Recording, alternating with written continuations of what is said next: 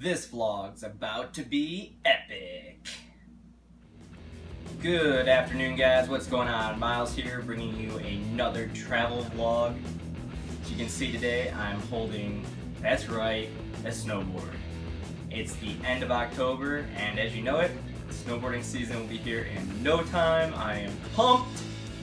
So today, I'm going to tell you my tips and tricks for traveling with a snowboard and what to pack, because as we all know, these things are big and they're expensive to get on planes. So stay tuned, guys, and I'll give you some tips and tricks. Alright guys, first on our list of topics, boards. Lots and lots of snowboards. As you can see, I have two of mine laid out in front of me. Both of these snowboards have different purposes. So first, let's go over the one in the front. This is my older board. As you can see, it's a little beat up. But this board is meant for riding straight and more speed.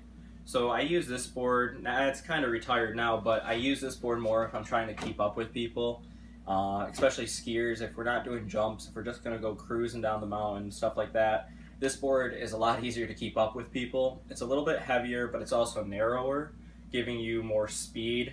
Also, the bindings I have on this board are easier to get lashed into. I'm not as concerned about coming out of the bindings themselves. I don't need as much control over the board. I'm not doing anything technical. This board's a lot more fun to ride if I'm just going to go cruise and mess around with my buddies. It's fast, it does the purpose. It's a good riding board. Back here is my second board, and this is my newer board. This is the one I normally take with me. I'm a lot more comfortable on it. It's a little bit shorter of a board, a little bit wider, narrower in the center, but wider back here and back here. This board can go either direction. Also, in addition to that, I have different bindings on this. Not just the color, but these actually strap over your toe, and by that, it allows you to have more control over the board, and it's definitely harder to get lashed into than these bindings up here. So you need to take that into consideration, and the reason I'm going over this is the main reason is what type of riding are you going to be doing? Are you going to be doing tricks, you know, in the park with your buddies, doing handrails, jumps, pipes, things like that, or are you just going to be cruising with your buddies down the hill? And the reason you want to know that is because it is expensive to get a snowboard on a plane. I've paid everywhere from $50 to $150 a board. I don't take two, I take one. And the reason for that is just the price. You probably could get a double bag and stuff and get the price down from there, but it's expensive to take two, and you know, gear's expensive. So before I go out, I always think about what am I going to be doing that day? Am I going to just be riding, or am I going to be in the park? And then I go from there. So this is really where I start when I start packing for a snowboarding adventure, or tell anyone to start packing. This is also important too if you're going to be renting snowboards, especially from some of the other shops. You know, even if you don't know what you really want, are you going to be doing jumps with your buddies or planning on it, or are you just going to be riding? There's different setups for different types of people and different types of riding styles, so you really want to just explain to the person setting it up, or think about that when you're packing, because when you're going out there, you don't want to get out there with the wrong type of board. It's nice to be prepared, so think about that when you begin packing everything. Guys, next on our topic list is snowboarding bags. And let me start off by saying this is very important to think about when you're buying a bag, is can you fit other things inside the bag besides your snowboard? When you are traveling across the country or world in that matter, and you have to start checking multiple bags because you can't fit all your gear into your snowboarding bag, it gets very expensive very quick. Like I said before, it's like $150 I paid for one board and bag, and that wasn't including all the other gear inside of it. So to begin with, let's look at this one. This is actually my older bag. As you can see, it's a lot smaller. When I originally started out, I wasn't traveling with it as much. This was just going in the car. That was about it. I could put all my boots and other things in the car with it. It didn't really matter about size or how I packed it. However, when I started traveling with it on planes, this became a lot more crucial. This bag was way too small. All I could put was maybe a pair of snow pants in here. Boots, helmet, things like that could not fit in this bag. Another quick tip too is when you get done flying, these bags do not go with all your other luggage. They're kind of taken on the side, and they're thrown and wedged in under the plane. So make sure you check the bag. This is what happened to mine. I got a huge hole in it when I was traveling last with this bag. They just throw it around. Like I said, they don't care about your precious bag as much as you do. So it's very important to remember number one, size when you're picking out a bag, and number two, to check it when you get done traveling to make sure they don't rip it and hurt your board. But this is my newest bag, and it's almost identical, but this one, take a look here, puffs up. And by puffing it up, I'm able to put my boots, my helmet, my snow pants, my jacket, my gloves, hand warmers. I also have this little pocket in the front here, what allows littler things, hand warmers, like I said, face masks, that kind of sort of things in this bag. And this is a lot better to travel with. It is so much cheaper because I can put all my snowboarding gear in here. So especially when it comes to planes and stuff, this is the only bag I'm usually checking. My other luggage and stuff will just go on a carry-on.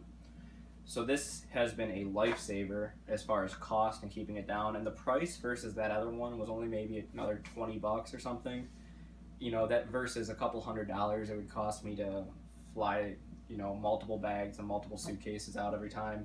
So pay the money up front, trust me, it will save you money in the long run. On top of that too, what I like to do, most snowboarding bags look the same.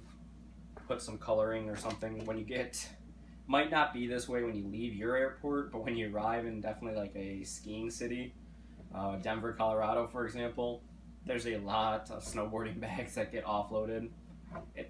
This makes it so much easier to find your bag, especially when most of them are black and say Burton on them or something. There's not many variations of snowboarding bags out there, at least not that I've seen.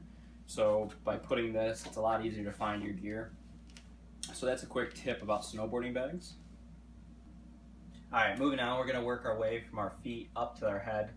And we're going to start off with boots, because these are another essential part of snowboarding. Not any boot can fit in a binding. You kind of want ones that are going to protect your heel, ankle, shit like that.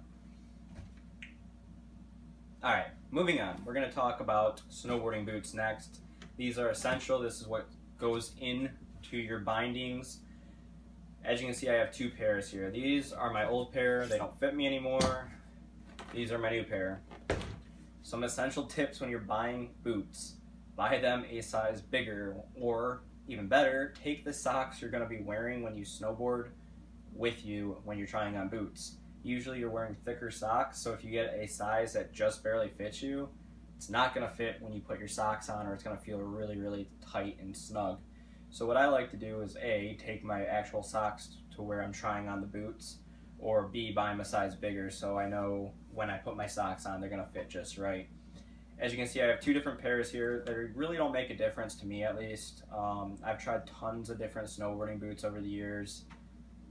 I know there's people who have preferences, oh, they have to have this or they have to feel like this, and to me, I haven't found that. These are heavier than these were, or I'm sorry, these are heavier than these were. These are a lot lighter, what I liked. If you ever tried a walking snowboarding boots, you know walking is not the easiest thing. They're supportive back here, so you don't break your ankle and stuff, and it makes it a lot harder to walk in. I found these, because they're lighter, to be easier to walk in than these were. So it's all preference when it comes to what type of boot and stuff, what type of riding are you going to be doing, you know, what do you want it to look like, things like that are very important. As you can tell, these are mine. I like laces and things like that. I think they still have cranks and different boots like that. In addition to, I like these little tabs everywhere. And what that does is when I'm trying to get it on with like tighter boots, some only have like one tab, or some I've even seen with none, or the person pulled them off, one of the two. But I find these things very helpful getting snowboard boots on. They're very snug, usually fitting. So having more tabs to me is easier to get the boot on. So that's things I look for, but everyone's different. Everyone has different preferences, but these are very important. You need snowboarding boots if you're gonna go snowboarding. You can't use normal boots, they just don't work. So when you're thinking about buying boots and things, there's some tips about bigger sizing and just comfort. I mean, overall comfort. You're gonna be in these things all day. Make sure they feel good. Alright, next we're gonna talk about snow pants here, guys. So as you can see, I got mine laying out here. These are an essential part of snowboarding. I know you can use jeans and stuff if you don't have any, but you're going to get cold, you're going to fall, and this is going to suck if you don't have any of these. So if you're going on a snowboarding adventure, traveling, invest in a good pair. Some things to look for too. I mean, yeah, there's different brands out there and things like that. Every snowboarding pant's going to be different. But things I look for is elastic around the ankles. I want snow to stay off me.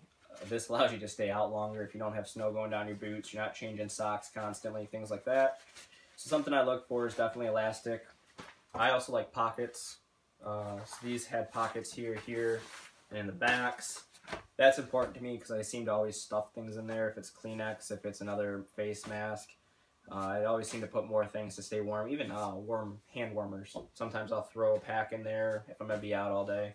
So I really look for some pockets. Another thing I look for too is adjusters in the inside. And the reason for that is I like to buy them a little bit bigger. I like my snow pants loose. Light and loose is my thing. So when I'm doing jumps and things like that, I like to be able to move around. I know some people like them a little bit tighter, a little bit thicker of snow pants. But to me, I would rather these be light.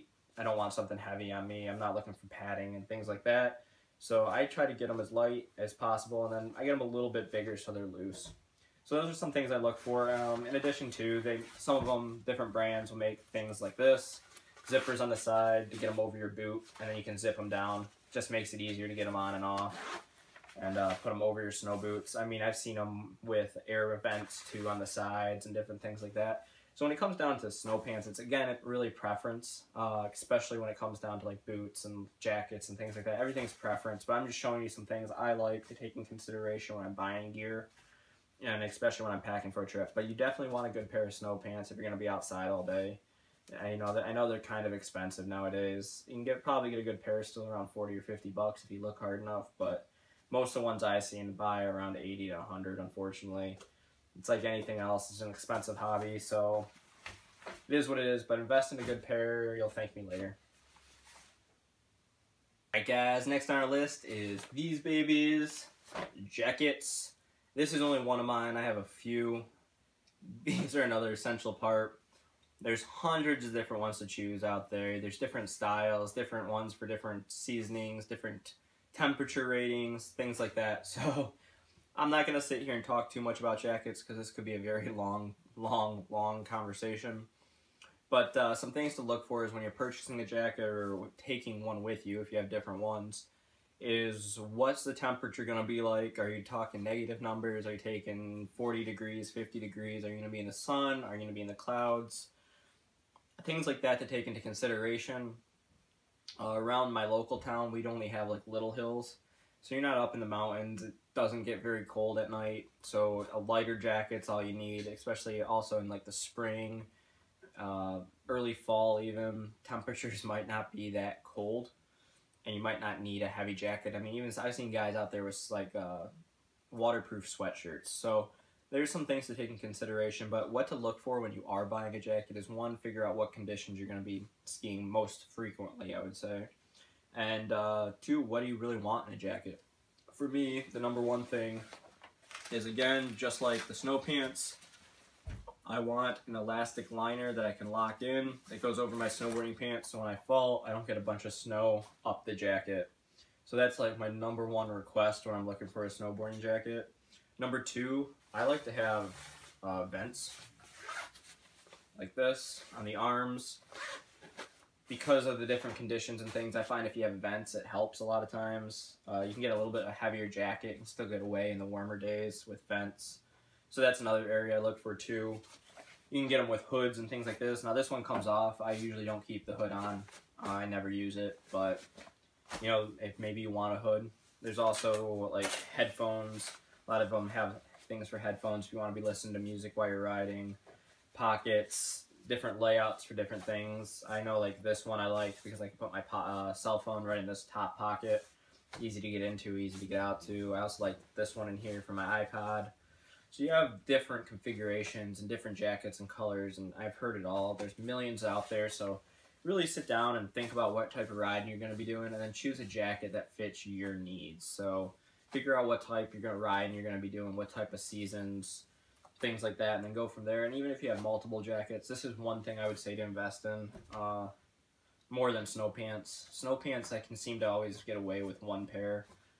jackets and sweatshirts and things like that. However, I have a couple of different ones for different types of riding and different types of seasons, especially if I'm going to stay out all day. This one I use, this is probably my all-two jacket. It's just regular black color for me, but it usually does the trick in most scenarios. But I do have a sweatshirt, and I do have a heavier jacket than this if I'm really getting into some cold stuff. So take that all into consideration when picking a jacket, but preference is king. I mean, whatever you like is probably going to be good enough. And talk to your guys at the local ski stores or online reviews and stuff and see what they suggest.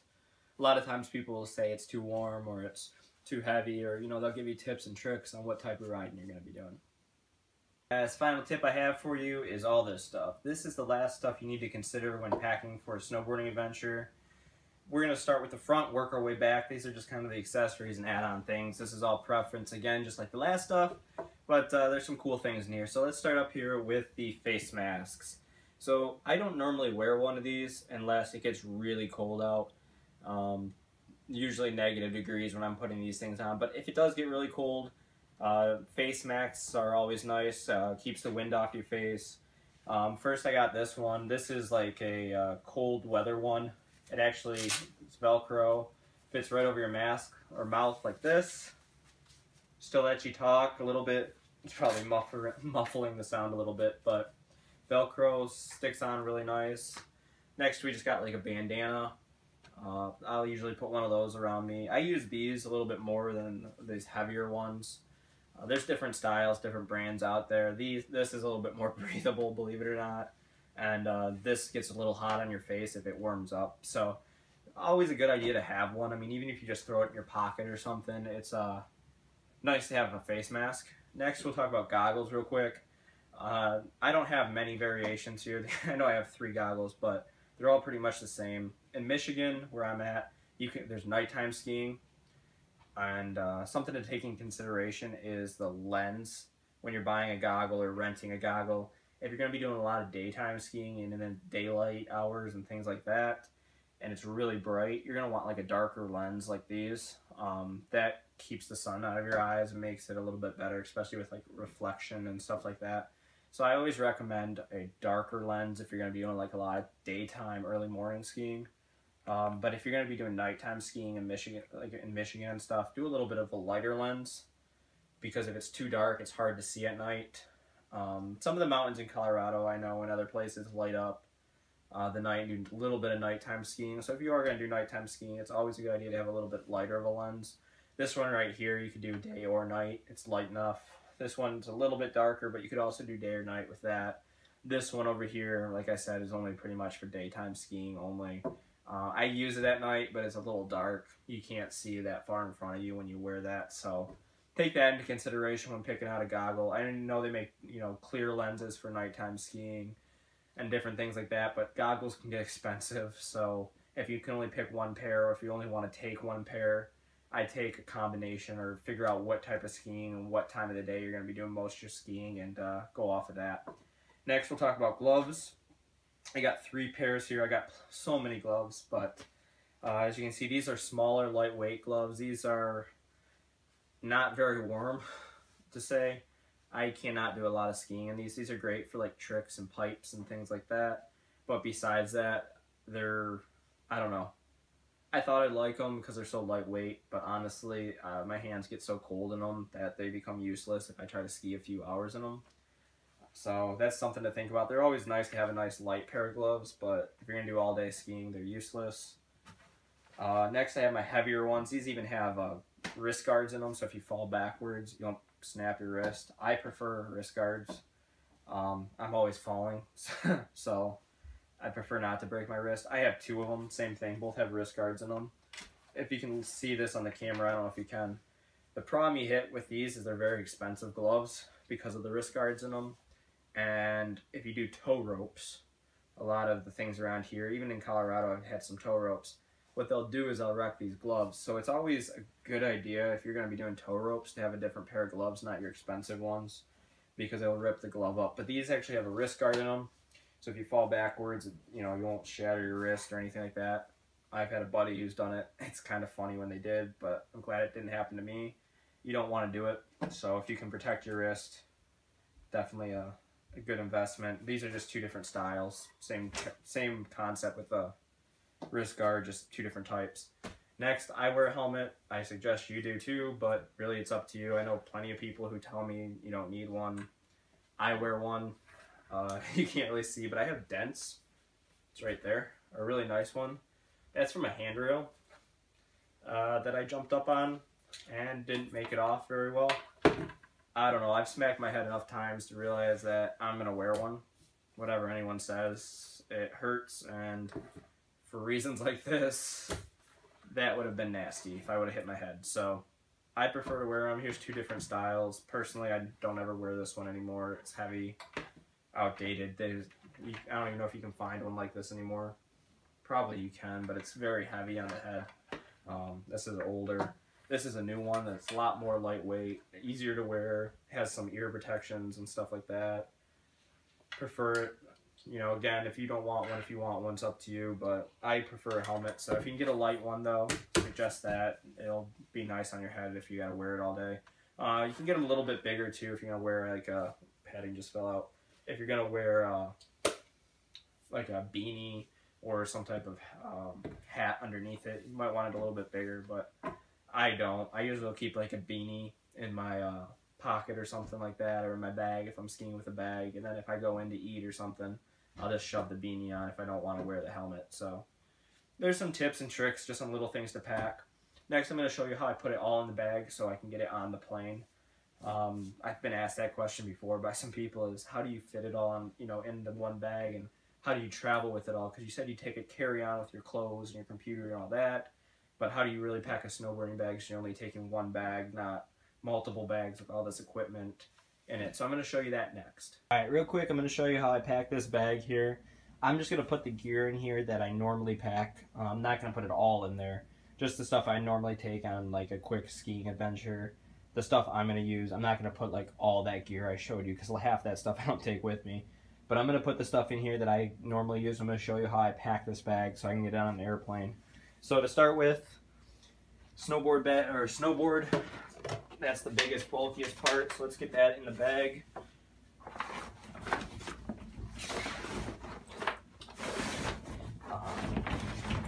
I fold down these bindings too.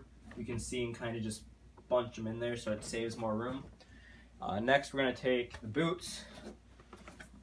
I usually will throw one over here and then one on the other side, kind of like this. I can get it over there. Just like that. Both boots are in there. Next I do the helmet. Helmet goes, or actually I'm sorry, next I do the snow pants, then the helmet. So, snow pants I'll usually fold up. Get them like this, compress them down, stick those right there. Helmet next, put that right in the middle of the board. Look at all this room we have still. Then I'll go with the littler things. So usually I'll take a couple of pairs of gloves. So I'll wedge those in like the side here, something like that. Got my goggles. Now, normally I'll take these and put these in my carry-on because they're so expensive. But if I was just traveling for the day, or if it wasn't going on the bottom of the plane, or I was always going to have this bag in my sight, I might throw the goggles right down here. Somewhere, you want these on top too, somewhere you're not going to squish them. As far as like the other pair of gloves, I'll put them in there. The masks, I'll probably put straight up in this little pocket here. Usually I'll put like hand warmers. Unfortunately I'm out right now, I gotta go pick some of those up. But hand warmers and things like that I'll put in here. Littler things too, maybe I'll put a tool for the snowboard in there. So little things I stick in here, chapstick, sunscreen, very important. I don't have any with me right now, but you always want that, especially on the mountains. You're high up and it's very easy to get sunburned. So sunburn I put, or suntan lotion I'll put in there, and then you still got all this room. I mean, you can keep filling this thing, but just to show you what I mean, I can zip this up, I took the strap off, reattached the strap, that, you're good to go. This will get on a plane, you'll be good to go, and you still have all that extra room. So a lot of times, something I didn't explain too is what I'll do is I'll throw in, usually my coat will be on me. Usually it's winter time when I'm going, so I'll usually wear the coat on the plane. But you could put the jacket in here. You have enough room with a big enough bag. You can put an extra pair of shoes, jackets, helmets. I mean, you can put anything extra. You need another pair of goggles, maybe extra gloves. I've even thrown like Under Armour, some of extra socks, anything like that. Just remember too, though, on the way home, if you don't give it enough time to dry your board, it might be wet. And same thing with your boots and things like that. So I try not to keep anything in the bag that cannot get water on it, just in case, you know, not all the snow melts when I pack it or something like that. So just keep that in mind. If I don't want something to get wet, I try to keep it out of there. I mean, I try my best to dry it all off and not get snow in the bag, but it happens every once in a while. So if it's something you don't want water in it, don't pack it in the bag, or just make sure you dry it real well. But I recommend, you know, filling this baby up. You're already paying for it to get on the plane. A little bit more won't hurt. And this saves you a bunch of money instead of taking multiple luggages and stuff. So if you just take some of those advice and use it, you know, you can adjust and stuff, and leave comments down below, things like that. But I hope you guys enjoy these tips. If you do, like the video, comment on it. I appreciate all the love and support, like always, guys. And let me know what you think. I might make some more of these videos about biking and other adventures and how to travel with the gear and stuff. So let me know what you think, what I should add, things like that. And I'll catch you guys in the next video. Alright guys, peace.